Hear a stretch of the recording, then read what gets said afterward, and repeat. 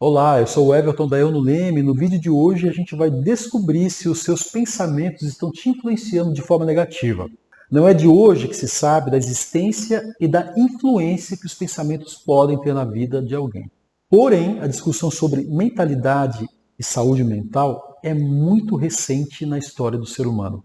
Por isso, no vídeo de hoje, eu quero te mostrar como a qualidade dos seus pensamentos pode afetar a sua vida. E se você ficar comigo até o fim, vai ter uma ótima base para identificar a qualidade dos seus pensamentos, se eles são vantajosos ou desvantajosos. Afinal, o copo meio cheio e o meio vazio são sempre a mesma coisa.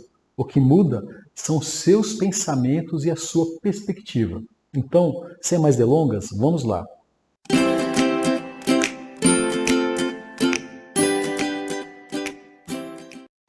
Não temos como começar o tópico em questão sem mencionarmos os pensamentos e o que eles são. Então, o que é um pensamento? Se você jogar diretamente no Google, ele não te dá uma resposta muito boa. Só aquela breve definição de dicionário que não te ajuda em nada e ainda por cima te deixa um pouco irritado. Mas será que isso precisa ser irritante mesmo? Vamos supor que você quisesse muito saber qual é o significado da palavra pensamento e quisesse realmente entender o que ela significa. Você acha que essa resposta de dicionário iria te ajudar? Muito provavelmente não. Mas e aí? Qual seria a sua reação frente a esse fato?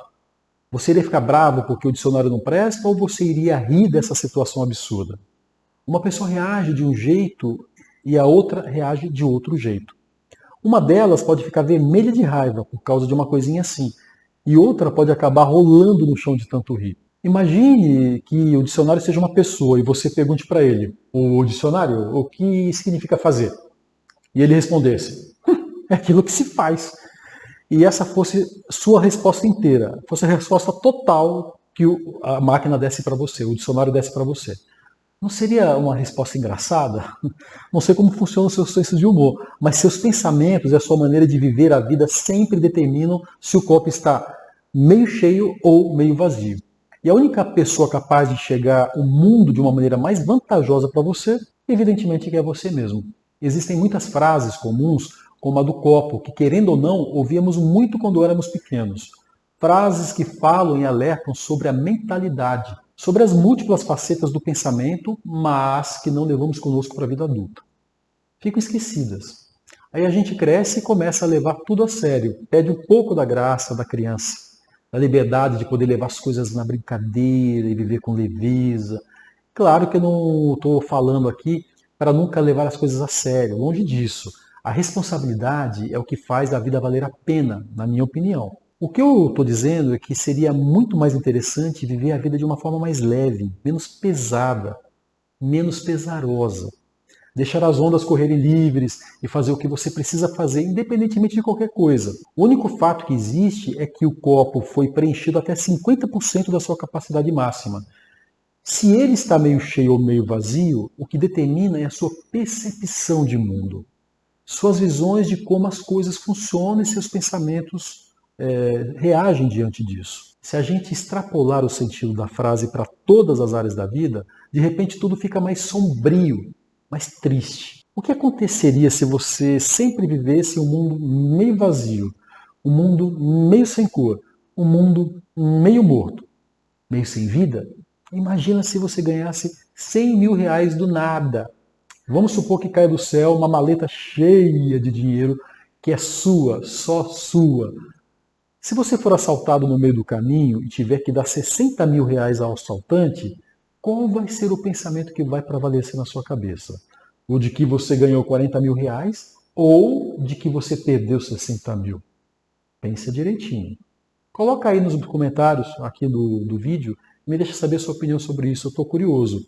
Bom, existem estudos que mostram que as pessoas tendem a se preocupar muito mais com o que elas podem perder do que com o que elas podem conquistar. E às vezes isso pode ser muito prejudicial para o seu crescimento, tanto profissional quanto pessoal, quanto interno, que se vincula à sua essência, à sua espiritualidade.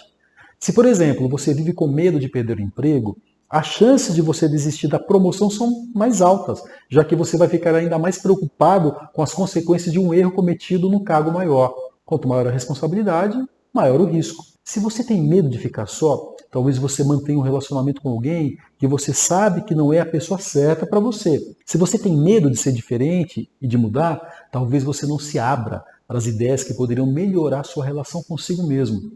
O paradoxo de todo ser humano é esse. Você fica com medo de perder porque é isso que a gente aprende desde criança. Por ter medo de perder, você perde oportunidades fantásticas de desenvolvimento. E por fim, essas perdas fazem você ficar com medo de perder de novo. É impressionante como na saúde mental os problemas vivem se retroalimentando. É como um cachorrinho que não para de correr atrás do rabo. Nunca. A única forma de quebrar esse ciclo é percebendo que você está dentro dele, se observando, para que você tenha a resposta mais conclusiva possível. Você terá que fazer perguntas. Mas que tipo de perguntas? Bom, é para isso que eu estou aqui hoje e eu vou provocar essa reflexão afirmando: do mesmo jeito que uma faca não corta a si mesma e o fogo não se consome com a própria chama. Você pode não se ver nesse ciclo. Por isso que às vezes a ajuda externa é tão benéfica para alguém nessa situação, onde os seus próprios pensamentos estejam te colocando numa condição desvantajosa para enfrentar a vida. Então vamos lá. Eu quero que você faça essas perguntas para si mesmo. Quais são os pensamentos mais recorrentes que você tem? Eles são positivos ou negativos? Como você reage quando quebra um copo? Quando as coisas não vão como você espera, qual é a sua reação? Por acaso seus pensamentos nessas horas te impedem de tomar uma decisão racional? Se você tivesse que apresentar um projeto para os seus colegas de trabalho, o que você pensaria? Bem, perguntas nesse sentido te fazem saber se a sua perspectiva sobre a vida e o mundo te prejudica ou não. E eu vou te explicar o motivo agora. Existem infinitas possibilidades nas perguntas que eu acabei de te fazer, mas todas as respostas se classificam numa das seguintes categorias. São pensamentos vantajosos, desvantajosos ou indiferentes. Eu chamo de pensamentos vantajosos aqueles que te ajudam a chegar nos seus objetivos. Os pensamentos desvantajosos são aqueles que te impedem de chegar nos seus objetivos. E os indiferentes, bom, são indiferentes, ou seja, não cheiram nem fedem. Baseado nesse pequeno guia, seria interessante se você anotasse e categorizasse os seus pensamentos. Talvez você esteja se perguntando: será que eu vou precisar fazer isso sempre? Porque eu sempre estou pensando. Essa pergunta é bem lógica, porém não é o caso não. Por quê? Porque já foram lançados estudos comprovando que dos 60 mil pensamentos que uma pessoa tem, em torno de 24 horas, 90% deles são repetitivos. E isso significa que você muito provavelmente tem uma ilusão de que sempre está pensando novas coisas. Mas na verdade você passa a maior parte do tempo pensando naquilo que já foi pensado, ou seja, se repetindo, o que te torna um ser humano como qualquer outro. É assim praticamente para todo mundo, mas é claro, para ter uma margem de erro menor, o ideal seria começar a se observar desde já. Assim, quando você fizer a distinção dos seus pensamentos para saber o que cada um é, já vai ter uma assertividade maior. Agora que você aprendeu a identificar pensamentos vantajosos, desvantajosos e indiferentes, é importante relembrar que nenhuma dessas características é fatídica. Em outras palavras, se o copo for preenchido em 50% da sua capacidade máxima, esse é o fato. O que está meio cheio é apenas interpretação e o que você vê meio vazio também. Eu gostaria então que você passasse a anotar esses pensamentos sobre o mundo ao seu redor. Porque na semana que vem eu vou te explicar exatamente como você pode mudar seus pensamentos de desvantajosos para vantajosos. E se você quiser minha ajuda direta para lidar com esses problemas, você pode preencher o formulário aqui embaixo. Assim nós veremos com mais detalhes se o meu trabalho terapêutico pode ou não ser uma boa alternativa para você. Caso você tenha gostado do vídeo, clique no gostei e se inscreva no canal, pois temos vídeos informativos sobre a saúde mental e comportamental toda quinta às 19 horas. Um grande abraço e te vejo na próxima quinta.